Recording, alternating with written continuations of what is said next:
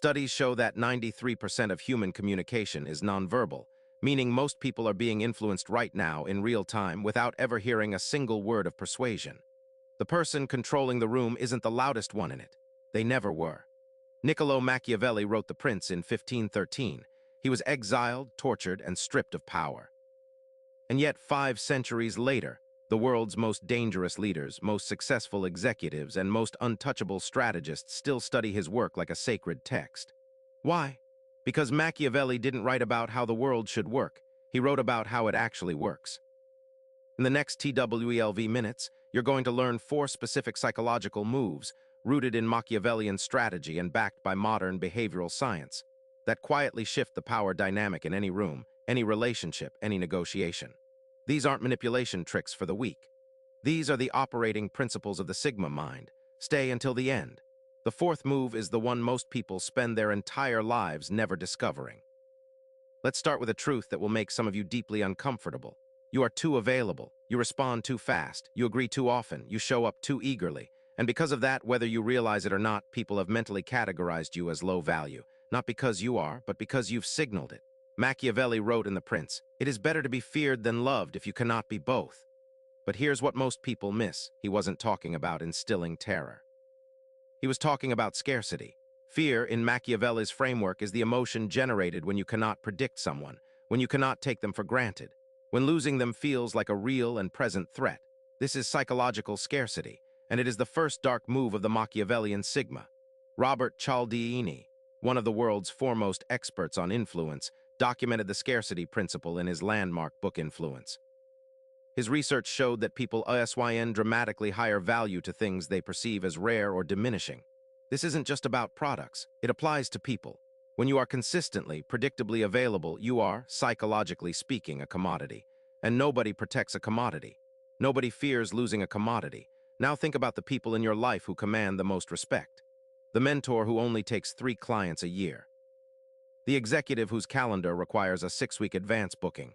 The leader who listens intently in meetings but rarely speaks, and when they do, everyone stops. They are not doing this by accident. Here is how you apply this move strategically. First, create deliberate lag, not games, not childish silence, but calculated delay in your responses, your decisions, your presence. When someone messages you with urgency, the person who responds instantly signals that their time is worth less than the other person's panic. The Sigma waits, not out of rudeness, but out of calibration. Their time has a different weight, and that weight is felt. Second, exit before the energy dies. Machiavelli understood that the timing of your departure from any situation shapes how you are remembered. Leave the dinner party while it's still good. End the meeting 5 minutes early. Walk away from the conversation at its peak. People are remembered by their last impression, not their first. The Sigma controls that impression by leaving before they are asked to leave. Third, say no more than you say yes. Every yes devalues your future yesies. Every no makes your next yes a moment worth celebrating. This is not about being difficult. It is about being selective and letting people feel the weight of your selection. A study published in the Journal of Experimental Social Psychology found that people rate others as more attractive, more competent, and more leadership-worthy when those individuals exhibit selective engagement rather than universal approval-seeking. Translation: the person who doesn't need your approval gets more of it than the person who begs for it. This is the paradox of scarcity. The less you chase influence, the more you accumulate it. Now we go deeper. If scarcity is about your presence, the second dark move is about your voice, or more precisely, the strategic absence of it. Most people talk too much. They fill silence with noise because silence makes them anxious. They over-explain, over-justify, overshare. And in doing so, they hand over information, leverage, and power to everyone around them without even realizing the transaction is happening. Machiavelli was obsessed with information asymmetry. He understood that the person who knows more than they reveal controls the relationship. Always. In The Prince, he wrote, "One who deceives will always find those who allow themselves to be deceived." But the deeper teaching is this: you don't need to deceive anyone if you simply reveal less.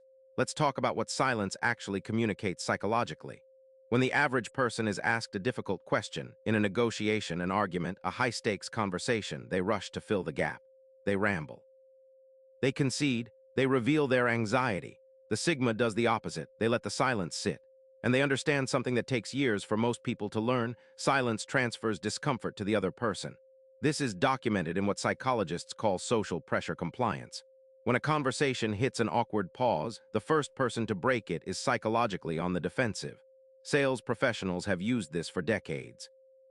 After presenting a price, the master negotiator says nothing. The silence becomes unbearable to the other party, and they start talking, they start justifying, they start offering concessions without being asked. But strategic silence goes beyond negotiation. Consider Kiyotaka Ayano Koji, the fictional Sigma archetype from the anime classroom of the elite that has taken the psychology community by storm. His defining characteristic is not intelligence alone, it's restraint. He never reveals more than necessary. He never reacts emotionally. He gathers information while giving none away. And this makes him, within that world, essentially unmovable. People cannot manipulate what they cannot read. Now, real world. Abraham Lincoln was famous for his deliberate pauses in conversation. Those who met him often reported feeling that Lincoln had said very little, and yet they left feeling that Lincoln understood everything. He had mastered the art of drawing people out while remaining fundamentally opaque himself. This is not introversion. This is architecture. He was building the conversation the way a chess player builds a position, slowly, patiently, invisibly. Here is how you deploy strategic silence as a power move. First, master the pause before speaking. Before you respond to anything significant, pause for 3 to 5 seconds. This feels excruciating at first. Do it anyway. What this pause communicates: I am not reactive, I am not desperate to be heard. My words are chosen. People will begin to treat what you say as more important because you have trained them to wait for it. Second, never over-explain your decisions. When you make a choice, personal, professional, or social, state it clearly and do not elaborate beyond what is necessary. Over-explanation is a subconscious signal of insecurity. It says, I need you to agree with me. The Sigma says, this is what I've decided. Full stop. The fewer words you use to justify yourself, the more authority those words carry. Third, use silence as a mirror. When someone says something provocative, aggressive, or manipulative, do not react. Hold eye contact. Say nothing for a long beat. Let them hear their own words echo. This technique, used by therapists, negotiators, and seasoned executives, forces the other person to confront their own behavior in real time. Most people become immediately uncomfortable and begin to walk back their aggression. You have neutralized them without firing a single shot. Marcus Aurelius wrote in his Meditations, if someone is able to show me that what I think or do is not right, I will happily change. But note the structure of that statement. He is open to change, but on his own terms, through his own assessment, not through pressure, not through noise. The Stoic Sigma doesn't react to the chaos around them. They observe it. And in that observation, they find their leverage. Here is where it gets counterintuitive. The third dark move of the Machiavellian Sigma is not about taking. It's about giving. But not the giving you've been taught. Not the self-sacrificing, boundaryless generosity that depletes you and invites exploitation. The Sigma practices something far more precise, controlled generosity, giving that creates obligation, loyalty, and invisible debt. Machiavelli understood this deeply. In The Prince, he warned against what he called liberality, the careless generosity of a prince who gives freely and then is forced to raise taxes when the treasury runs dry, earning hatred from the very people he tried to please.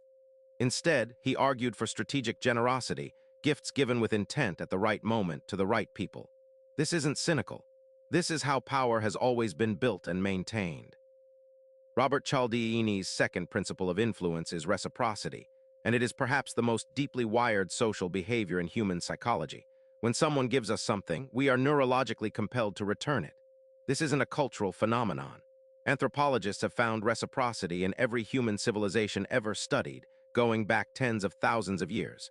It is baked into our survival code. The Sigma understands this and uses it deliberately. Here's how it works in practice. There is a documented phenomenon called the reciprocity gap. When someone gives you far more than expected, your brain experiences an uncomfortable imbalance. You feel in their debt, and that debt generates loyalty, compliance, and goodwill that lasts far longer and runs far deeper than anything you could have demanded or commanded. Warren Buffett has spoken about his early mentor Benjamin Graham giving him a job at Graham Newman Corporation, essentially for free, after Buffett offered to work without salary. Graham gave generously in knowledge, access, and mentorship. And what did Buffett give back? Loyalty, validation, and ultimately the perpetuation of Graham's intellectual legacy across decades. The return on Graham's investment in Buffett was incalculable, not in dollars, but in legacy and influence. The Sigma doesn't give everything. They give strategically. First rule of controlled generosity: give something that costs them something to receive. This sounds strange, but the most powerful gifts are those that require the recipient to step up, to accept responsibility, to rise. Giving someone a business introduction is powerful not just because of the connection, but because now they have to perform. They carry your reputation. They are indebted not just for the gift, but for the trust embedded in it. Give opportunities, not just objects. Second rule, give first without being asked. Reactive generosity is expected. Proactive generosity is remembered. When you anticipate someone's need and meet it before they articulate it, you demonstrate that you are watching, thinking, and investing in them before they have given you any reason to. That level of attention is rare. And rarity, as we established in Section 1, creates value. Third rule, know when to stop giving. This is the dark edge of the principle. The sigma is not a bottomless well. When generosity is not met with reciprocity, when your time, energy, and resources are consumed without acknowledgement, the sigma withdraws, not angrily, not loudly. They simply redirect their investment, and the person who received that generosity will feel its absence acutely. This is often more persuasive than any confrontation. There is a famous story about Lyndon B. Johnson, one of the most effective political operators in American history.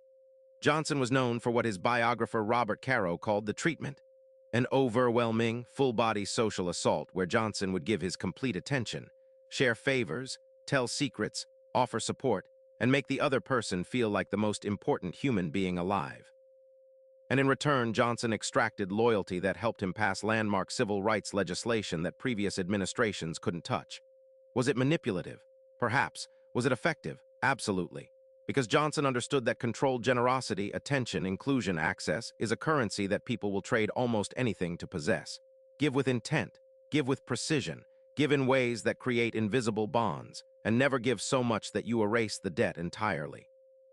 Everything we have covered so far, scarcity, silence, strategic giving, all of it leads to the fourth and most powerful move in the Machiavellian Sigma's arsenal. And this is the one that separates the people who read about power from the people who actually hold it. The long game. Machiavelli wrote, "Never attempt to win by force what can be won by strategy." This is the principle that most people intellectually understand and emotionally fail to ekayawat. Because the long game requires something that is becoming increasingly rare in the modern world.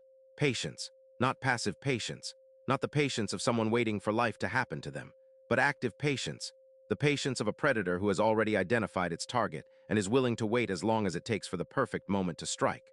Let me tell you about a man named Jeff Bezos. In 1994, Bezos left a six-figure Wall Street job to sell books on the internet. Everyone thought he was insane. In 1997, Amazon went public and immediately lost money. Analysts mocked it. Competitors dismissed it. For years, Amazon reported losses while other dot-com companies were posting revenues and collapsing spectacularly.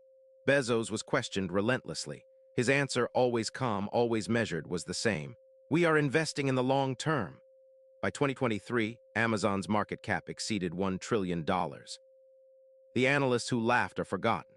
The company built on patience is permanent. Bezos was playing chess while the entire tech industry was playing checkers. But this principle isn't just for billionaires. Let's bring it into the human dynamics you encounter every day. Think about the last time someone at work undermined you, or a relationship where someone disrespected your boundaries. The common response, the reactive response, is to fire back immediately, to defend yourself, to correct the record in the moment. And what happens? You look emotional, you look threatened. You give the other person exactly what they wanted, your reaction. The Machiavellian Sigma does not react in the moment. They note the moment, they file it, and they wait. This is not weakness. This is the ice beneath the water. It is, as Sun Tzu, who Machiavelli read and respected, wrote, "Supreme excellence consists in breaking the enemy's resistance without fighting." Here is the psychology behind why the long game works. Human beings are wired for the immediate. We are loss-averse in the short term. We over-discount the future. This is documented extensively in behavioral economics, specifically in Daniel Kahneman and Amos Tversky's research on temporal discounting, which shows that people systematically undervalue future outcomes in favor of present gratification. The Sigma reverses this bias. While everyone else is optimizing for today, the Sigma is building for tomorrow. And because so few people operate this way, those who do accumulate disproportionate influence. Here is how you begin to adopt the long game as an operating philosophy. First, define your 10-year intention, not your 10-day goal. Most people plan weeks ahead. High performers plan quarters ahead. The Sigma plans years ahead. What is the relationship you are building? What is the reputation you are constructing? What is the position you are engineering? Every daily action either moves you toward that long-term outcome or away from it. The Sigma evaluates every move through that lens. Second, master the art of strategic patience with difficult people. When someone provokes you, challenges your authority, or attempts to destabilize your position, your job in that moment is simple: don't react. Smile, acknowledge, and remember. Because the person who consistently reacts to provocation is a person who can be controlled by provocation. The Sigma cannot be baited, and an unbaitable opponent is the most dangerous kind. Third, collect information longer than anyone expects you to. Before moving on any significant decision, a business deal, a partnership, a confrontation, a negotiation, the Sigma collects intelligence. They watch patterns, they study behavior under pressure, they wait for people to reveal themselves. Because people always reveal themselves, given enough time and enough comfort. Machiavelli spent 14 years working at the highest levels of Florentine government, studying every prince, pope, and warlord he encountered with clinical detachment. When he was finally exiled and had nothing left, what did he do? He wrote it all down. He converted years of observation into a manual of power so precise that it is still studied 500 years later. That is the ultimate long game. That is what patient, deliberate accumulation of knowledge and strategy produces. Here is a final story that crystallizes this entire section. Nelson Mandela spent 27 years in prison on Raboon Island. 27 years, and during those years he did not become bitter. He did not become broken. He studied the Afrikaner language, the language of his oppressors. He learned their culture, their fears, their psychology. He built relationships with his prison guards, and when he finally walked free, he knew his opponents better than they knew themselves. His first act as president of South Africa was not vengeance. It was inclusion. He invited some of his former jailers to his inauguration. Why? Because Mandela understood that the long game isn't just about outlasting your enemies. It is about rendering them irrelevant through a vision so large that it makes retaliation look petty. That is Machiavellian Sigma thinking at its purest. Not cruelty, not manipulation, but calculated, patient, masterful strategy executed across a time horizon that others cannot even conceive of. What you just absorbed is not theoretical. Every single move we covered today, the scarcity of self, strategic silence, controlled generosity, and the long game, these are executable. Starting today. Starting with the next conversation you have, the next decision you face, the next moment someone tries to provoke a reaction from you. If this way of thinking resonates with you, if you've been hungry for psychology that doesn't talk down to you, strategy that respects your intelligence, and frameworks that actually work in the real world, then MindsetMaster is exactly where you need to be. Hit subscribe. Turn on notifications. Because the next video goes even deeper into the Stoic tactics that ancient emperors used to control outcomes without ever revealing their hand. This is not a passive channel. This is a curriculum, and you're only just beginning. Let's end with Machiavelli himself. In the final pages of The Prince, after all the cold strategy, all the political calculation, all the dispassionate analysis of power, Machiavelli writes something that surprises most people who encounter it for the first time. He writes about virtue, not virtue in the moral sense, but a kwolit he defines as the capacity to impose your will upon fortuna, upon fate, upon circumstance, upon chaos. He believed that fortune controls half of human events. The other half, he believed, belonged to those with the skill, the will, and the patience to seize it. And this is ultimately what separates the Sigma from everyone else. It is not ruthlessness. It is not manipulation for its own sake. It is the willingness to see the world as it is, to understand the forces that move people, to master yourself completely, and from that position of inner control to shape the world around you with precision. Epictetus said, "Make the best use of what is in your power and take the rest as it happens." Machiavelli said, "Never let fortune take care of itself." The Machiavellian Sigma does both. They master what is within their control with ruthless discipline. And they position themselves, through scarcity, silence, giving, and patience, so that when fortune moves, they are already standing exactly where they need to be. The question is no longer whether these moves work. History has answered that. The question is, are you willing to become the kind of person who uses them? Think about that. Dark psychology, Sigma mindset. Machiavelli dark psychology, Sigma male psychology, Stoicism dark psychology, how to make people respect you. Machiavelli prince strategy, dark psychology tricks, psychological manipulation tactics, power and influence.